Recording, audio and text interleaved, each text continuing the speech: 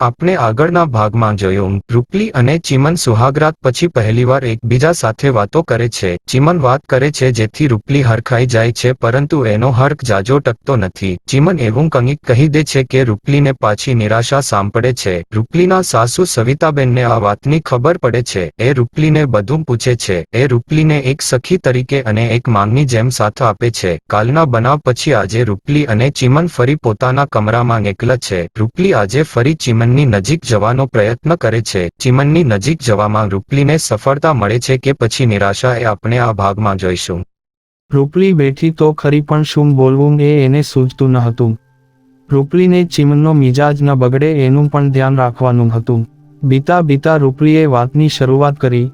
બાએ મને કીધું કે તમે શહેરમાં ઘર ભાડે રાખી લીધું છે અને તમે મને લેવા આવ્યા છો. રૂપલીએ આ સવાલ કાલે કર્યો હોત તો ચીમન વિફર્યો હોત, પરંતુ આજે એને શાંત રહેવાનું નક્કી કરી નાખ્યું હતું. એ પોતાની જાતને વારંવાર ગુસ્સો કરીને નીચી દેખાડવા માંગતો ન હતો. ચીમને સૂકા અવાજે જવાબ આપ્યો, બાએ કીધું છે પછી મને કેમ પૂછે છે? રૂપલી પણ ચીમને થોડી સમજી ગઈ હતી એટલે પ્રેમથી બોલી, બાએ તો મને કીધું, પણ મારે તમારા મુખેથી સાંભળવું હતું. ચીમને રૂપલી સામે જોઈને ફરી સૂકા અવાજે કહ્યું, મારા મોઢે સાંભળી લીધું. મજા આવી ગઈ. ખુશ? રૂપલીએ હસીને જવાબ આપ્યો, બહુ જ. થોડીવાર બંને માંગથી કોઈ કંઈ ન બોલ્યું. રૂપલીએ ફરી પૂછ્યું, મને શહેર વિશે કંઈક બતાવો ને, જેથી મને ત્યાં વાંધો ના આવે. રૂપલીની આ વાત સાંભળી ચીમન ટટાર થઈ ગયો. એ જરા ગુસ્સેથી બોલ્યો, તું તો ગામડાની, તને શું ખબર પડે? ત્યાં મોટી ઇમારતો હોય, મોટા રસ્તા હોય, ગામડાની જેમ ધૂળ ના હોય. ચીમનની વાત સાંભળી રૂપલીને થોડું દુઃખ તો થયું, પરંતુ એને કળવા દીધું નહીં. મોઢા ઉપર હાસ્ય લાવીને બોલી, તમે પણ ગામડાના જ ને? તમે પહેલી વાર શહેર ગયા હતા ત્યારે ગામથી જ ગયા હતા ને? રૂપલીનો અણિયારો સવાલ સાંભળી ચીમન વિચારતો થઈ ગયો. એને મનમાં થયું, રૂપલ ભલે ભણેલી નથી પણ સમજ ઘણી છે. ચીમન રૂપલીને જવાબ આપી શક્યો નહીં, અથવા એનો અહમ જવાબ આપવા માંગતો ન હતો, પરંતુ ચીમનના મનમાં રૂપલી માટે ભાવ બદલાતા હતા.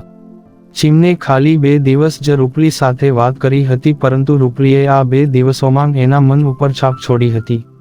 રૂપલીએ પણ ચીમન સાથે આજે પહેલીવાર કંઈક અલગ અનુભવ્યું. ચીમને શાંત જોઈને રૂપલીને મનમાં બીક લાગી. ધીમે અવાજે રૂપલી બોલી, મારાથી થોડું વધારે બોલાઈ ગયું હોય તો મને માફ કરશો. આટલું બોલી રૂપલીએ ચીમનના જમણા પગનો અંગૂઠો હાથથી અડવાનો પ્રયત્ન કર્યો. ઉતાવળે ચીમને પોતાનો જમણો પગ અંદર ખેંચ્યો અને બોલ્યો, આવું ના કર, આવા વેવલા વેળા મને ગમતા નથી. રૂપલી પ્રેમથી બોલી, આ તો મારી ફરજ છે. તમે ભલે મને પત્ની કદાચ નહીં માનતા હો, પણ તમે મારા માટે સર્વસ્વ છો. તમે મારા પતિ છો, એમાં ભગવાન પણ ના નહીં પાડી શકે. ચીમન કશું ના બોલ્યો. હવે એ રૂપલીને અવગણવા માંગતો હતો, એ વધુ પીગળવા માંગતો નહોતો. રૂપલીને એ મનથી ક્યારેય સ્વીકારી શકે તેમ ન હતો. રૂપલીને જોતો ત્યારે એને દેવયાની યાદ આવી જતી હતી.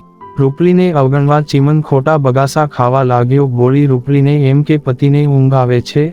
રૂપલી ઊભી થતા બોલી, હું પણ કેવી ગાંડી છું, તમને ઊંઘ આવે છે ને હું બળબડ કરું છું. રૂપલી ઊભી થતા ચીમન લાંબો થઈ ગયો. ચીમને લાંબો થતા જોઈ રૂપલી ચાદર લઈ આવી અને ચીમને ઓઢાડવા ગઈ, પરંતુ ચીમને એના હાથમાંથી ચાદર લઈને કહ્યું, આની કોઈ જરૂર નથી, હું મારી રીતે ઓઢી લઈશ. રૂપલીએ ચાદર આપતાં કહ્યું, મારી એક ઈચ્છા છે, પૂરી કરશો? ચીમને ચાદર પોતાના ઉપર નાખતા કહ્યું, મારા વશમાં હશે તો પ્રયત્ન કરીશ, બોલ. રૂપલી ઉત્સાહમાં આવી બોલી, આપણે હવે શહેરમાં જવાના છીએ, પછી હું મારા બા બાપુને ક્યારે મળીશ? તમે પણ મારા બા બાપુને લગ્ન પછી મળ્યા નથી. એમની ઈચ્છા છે તમને મળવાની, તો એમને ફોન કરીને અહીંયા બોલાવો ને. રૂપલીની વાત સાંભળી ચીમન મૂંઝાઈ ગયો. એને થયું, આને શું જવાબ આપવો? એને રૂપલીના બા બાપુને મળવાની કોઈ ઈચ્છા ન હતી, પરંતુ મનમાં થયું, કંઈક તો જવાબ આપવો પડશે. એ આંખો બંધ કરીને બોલ્યો, ભલે કાલે બા સાથે વાત કરીને ફોન કરીશું. રૂપલી આ વાત સાંભળી ગેલમાં આવી ગઈ. એનું મન ઉડવા લાગ્યું. એને ચીમને ચૂમવાનું મન થઈ આવ્યું, પણ એ મજબૂર હતી. પોતાની જાત ઉપર કાબુ રાખીને પલંગની બીજી બાજુ સૂઈ ગઈ. રૂપલીને સવાર આજે અજનબી જેવી લાગી. સાસરે આવ્યા પછી પહેલીવાર આવી અવનવી સવારની તાજગી અનુભવી રહી હતી. આજે પહેલીવાર રૂપલીને સાસરે મીઠી નીંદર આવી. કાલે રાતે ચીમન સાથેનો સંવાદ એને અલૌકિક લાગ્યો. કાલે રૂપલીને ચીમન સાથે પહેલી વાર પત્ની તરીકેનો અહેસાસ થયો. રૂપલી ધીમેથી ઉઠીને તૈયાર થઈ બહાર નીકળી. આજે એણે નવી નક્કોર સાડી પહેરી હતી. સાડીનો કલર એના શરીરને અનુરૂપ હતો. ચહેરા ઉપર મંદ મંદ હાસ્ય હતું, મન પ્રફુલ્લિત હતું. નવી સાડી એના તનને વધુ નિખારતી હતી, જેથી આજે રૂપલી કંઈક અલગ જ લાગતી હતી. રૂપલીએ પતિ તરફ પ્રેમ ભરી નજર નાખી, એને સૂતો છોડી બહાર નીકળી. રૂપલી જેવી બહાર નીકળી કે સામે ફળિયામાં ખાટલો પાથરી સાસુ બેઠા હતા. એણે સવારનું મોટું કામ પતાવી દીધું હતું, ફક્ત રસોડાનું કામ જ બાકી હતું. એટલે એ રૂપલી અને ચીમનની ઉઠવાની રાહ જોતા બેઠા હતા. રૂપલી જેવી બહાર નીકળી એવી સવિતાબેનની નજર રૂપલી પર પડી. રૂપલી આજે એને અલગ લાગી. રૂપલીના મુખ પર તાજગી અને ચમક જોઈને સવિતાબેન રૂપલીને થોડીવાર જોઈ રહ્યા. રૂપલી સાસુની પાસે ગઈ અને નમન કર્યા. સવિતાબેનની નજર હજુ રૂપલી ઉપર સ્થિર હતી. રૂપલી આ જોઈને અસહજ થઈ ગઈ. રૂપલીથી પૂછાઈ જવાયું, કેમ બા આટલું નિરખીને જુઓ છો? સવિતાબેન રૂપલીની વાત સાંભળી હસ્યા. રૂપલનો હાથ ખેંચી પાસે બેસાડીને બોલ્યા, શું વાત છે? આજે મારી દીકરી અલગ લાગે છે ને? રૂપલી શરમાઈ ગઈ. સાસુ સાથે આંખો ચોરતા બોલી, ના બા, દરરોજ લાગુ છું એવી જતો છું. સવિતાબેન મસ્તીમાં બોલ્યા, અમે તારા કરતા વધારે દિવાળી જોઈ છે, ખોટું બોલવાનું રહેવા દે. રૂપલી વધુ શરમાઈ. એ ઊભી થઈ અને ઊભી થતા બોલી, બા તમે પણ ખરા છો, આટલું બધું કામ પડ્યું છે ને તમે મને બેસાડી દીધી. હું રસોડામાં જઉં છું, સવારનું શિરામણ બનાવી લઉં.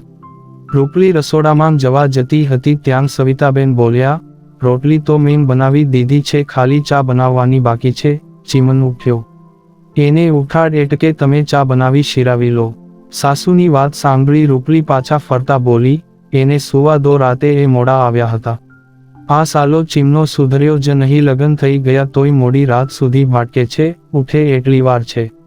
સવિતાબેન થોડા ગુસ્સામાં બોલ્યા. સાસુની વાત સાંભળી રૂપલી સાસુની એકદમ નજીક આવી ગઈ અને ધીમેથી સાસુને કહ્યું, ના બા, મારા સમ છે, જો એમને કંઈ કીધું છે તો થોડા દિવસ માટે અહીં આવતા હોય છે, ભલેને મિત્રો સાથે બેસતા. સવિતાબેન રૂપલી સામે જોઈ રહ્યા. સાસુને આ રીતે જોતા જોઈને એક વાત યાદ આવતા બોલી, એને કંઈ ના કહેતા પણ મારે તમારી પાસે કંઈક માંગવું છે. સવિતાબેન પોતાની આંખો ઝીણી કરતા બોલ્યા, વિનંતી ના કર, બોલ. રૂપલી અધીરાઈથી બોલી, કાલે રાતે મેં એમને પૂછ્યું હતું કે આપણે શહેરમાં રહેવા જઈએ છીએ. તમે મારા બા બાપુને મળ્યા નથી તો જતા પહેલા એને અહીંયા બોલાવીએ, જેથી એ તમને પણ મળી લે. સવિતાબેને તરત પૂછ્યું, ચીમનાએ શું જવાબ આપ્યો? રૂપલી બોલી, એમને કહ્યું ભલે તમને પૂછીને નક્કી કરશે. સવિતાબેનને ચીમન પાસેથી આવા જવાબની આશા ન હતી. રૂપલીની વાત સાંભળી એ પણ અંદરથી ખુશ થઈ ગયા. હવે રૂપલીની તાજગીનું કારણ એને સમજાયું. સાસુને વિચારતા જોઈને રૂપલ બોલી, મારી વિનંતી છે કે તમે એમને કહો એ ફોન કરે. મારા બા બાપુ એમના વિશે થોડું ખોટું વિચારે છે, જો એ ફોન કરીને બોલાવશે તો બધું સચવાઈ જશે. સવિતાબેન વહુની વ્યવહારિકતા જોઈને ગૌરવ અનુભવવા લાગ્યા. એના જીવને શાંતિ થઈ. એને મનમાં થયું, આ મારી વહુ ચીમનિયાને સંભાળી લેશે. સવિતાબેને તરત જવાબ આપ્યો, તે ઉઠાડવાની ના પાડી, નહીંતર હમણાં જ એને ઉઠાડીને ફોન કરાવત. એને ઉઠવા દે, તારી વાત મનાવીશ. રૂપલી સાસુની સામે અહોભાવથી જોઈ રહી અને બોલી, ધ્યાનથી કહેજો, એનું મન ફરી ના જાય, એનું ધ્યાન રાખજો. સવિતાબેને કહ્યું, ભલે તું નિશ્ચિંત થઈ જા. રૂપલીએ સવિતાબેનને વિચારતા કરી દીધા. સવિતાબેને રૂપલીની સમજદારી ઉપર દિવસે દિવસે ગૌરવ વધતું જતું હતું. બસ એને મનમાં એક જ ચિંતા રહેતી, મારો ચીમનો આને સમજે તો સારું. રૂપલી સવારના 6 વાગે ઉઠી ગઈ હતી. સાસુ સાથેનો વાર્તાલાપ પૂરો કરીને એ રસોડામાં આવી. એની ઈચ્છા હતી કે આજે ચીમને ગરમા ગરમ રોટલી ખવડાવે, પણ સાસુ એનાથી વહેલા ઉઠી જતા અને દરરોજ એ જ રોટલી બનાવી લેતા, કારણ કે સસરાને વહેલા ખેતરે જવાનું થતું. રૂપલી પોતાનો ચા બનાવવા ચૂલા ઉપર તપેલું મૂકતી હતી ત્યાં જ ચીમન ઉઠીને બહાર આવ્યો. સવિતાબેન બહાર જ બેઠા હતા. ચીમને જોઈને બોલ્યા, ઉઠી ગયો દીકરા. ચીમને આમ તેમ નજર દોડાવી. સવિતાબેને ચીમનની નજરને પકડી લીધી અને બોલ્યા, રૂપલ રસોડામાં છે. પછી રૂપલીને બૂમ પાડી, રૂપલ બેટા, ચીમનો ઉઠી ગયો છે, એની પણ ચા મૂકજે. સાસુની બૂમ સાંભળી રૂપલીના શરીરમાં ઝણઝણાટી થઈ ગઈ. સાસુનો અવાજ સાંભળી રૂપલી દોડીને બહાર આવી. ચીમનને સાસુની બાજુમાં બેઠેલો જોઈને રૂપલીના હોઠ મલકાઈ ગયા, પણ ચીમન રૂપલી સામે નજર ના મિલાવી શક્યો. સવિતાબેને રૂપલીને જોઈને કહ્યું, ચા થોડી મોડી બનાવજે. ચીમન શહેરમાં જઈને મોડી ચા પીતો થઈ ગયો છે. રૂપલીએ ટૂંકો જવાબ આપ્યો, ભલે બા, અને રસોડામાં ચાલી ગઈ. રૂપલીના ગયા પછી ચીમન એની માંગ ઉપર ગિનાઈ ગયો. શું તું મને ચીમનો કહે છે? હવે હું મોટો થઈ ગયો છું. સવિતાબેને હસતા હસતા ટોનો માર્યો, હા દીકરા, તું શહેરમાં જઈને મોટો થઈ ગયો છે. માંગ દીકરાની મીઠી રકજક ચાલતી હતી ત્યાં રૂપલી બહાર આવી અને બોલી, ચા તૈયાર થઈ ગઈ છે.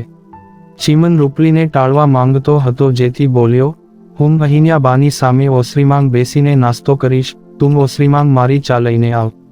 ગામડામાં જે રીતનું ઘર હોય એ રીતે મોટી ઓસરીવાળું ઘર હતું. ચીમનની વાત સાંભળી સવિતાબેને ફરી ટોનો માર્યો, હવે તું મોટો થઈ ગયો છે અને વહુ પણ આવી ગઈ છે, માનો કેળો મૂક અને પત્નીનો પાલો પકડ. સાસુ આ વાત પૂરી કરે એ પહેલા રૂપલી ચા અને રોટલી લઈને બહાર આવી. એણે સાસુની વાત સાંભળી લીધી હતી. સાસુની વાત સાંભળીને એનાથી હસી જવાયું. રૂપલીને હસતી જોઈને સવિતાબેન બોલ્યા, હસે છે શું રૂપલ? મારી સાસુ એ કોઈ દિવસ આવું કીધું ન હતું, અને જો ક્યારેક ભૂલથી પણ આ ઢાળિયામાં ઉપરથી પતરાના છાપરા વાળું ખુલ્લું રસોડું તારા બાપુ સાથે ખાવા બેસતા તો તરત જ પાછળથી મેણાં ચાલુ થઈ જતા. થોડી વાર અટકીને ફરી બોલ્યા, આ તો મેં તારા બાપુની પાછળ પડીને આ રસોડું બનાવડાવ્યું, નહીંતર હજુ આ ઢાળિયામાં ખુલ્લું રસોડું હોત. ચીમન ખાવાની સામે ગોઠવાતા બોલ્યો, હવે જમાનો બદલાઈ ગયો છે અને મારી માવડી ભલે ગામડામાં રહેતી પરંતુ જમાના સાથે ચાલે છે. ચીમનની વાત સાંભળી સવિતાબેન મનમાં હસવા માંડ્યા. એને ચીમનને કહેવું હતું, હું ગામડાની છું એમ તારી વહુ પણ ગામડાની છે, તને જેમ મારી કદર છે એમ વહુની કદર કરને. પણ સવિતાબેન આવું કહી ના શક્યા, કારણ કે એક તો ચીમન ભાણા ઉપર બેઠો હતો અને બીજું આજે ઘરમાં વાતાવરણ સારું હતું. રૂપલી રસોડામાં હતી. સાસુ અને પતિની વાતોનો આનંદ ઉઠાવતી હતી. એને પતિની બાજુમાં બેસીને શિરામણ કરવું હતું, પરંતુ ચીમનની ઈચ્છા સામે એનું કંઈ ચાલે એમ નહોતું, અને આમે રૂપલી ધીરે ધીરે આગળ વધવા માંગતી હતી. એને કોઈ ઉતાવળ ન હતી. સવિતાબેન અને ચીમનની વાતો ચાલુ હતી ત્યાં સવિતાબેનને લાગ્યું કે ચીમન અત્યારે ખુશ મિજાજમાં છે, એટલે એણે ચીમન આગળ ચીવતી વાત નાખી, ચીમન પાછું ક્યારે જવાનું છે? સાસુના આ શબ્દો સાંભળતા રૂપલીએ પોતાના કાન સરવા કર્યા. ચીમને જવાબ આપ્યો, આવતા શનિવારે નીકળીશું.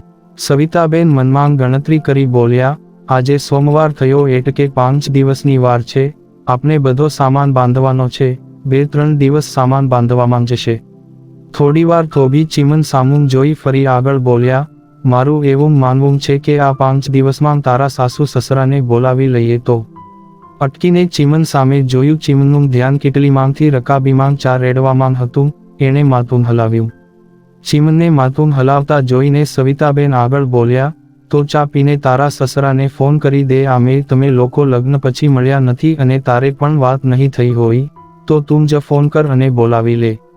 સવિતાબેનની વાત સાંભળી ચીમનનો રકાબી વાળો હાથ મોઢા સુધી આવીને અટકી ગયો. એને થયું કે મારી આજુબાજુ જાળ પથરાઈ રહી છે કે આ અનાયાસે થાય છે.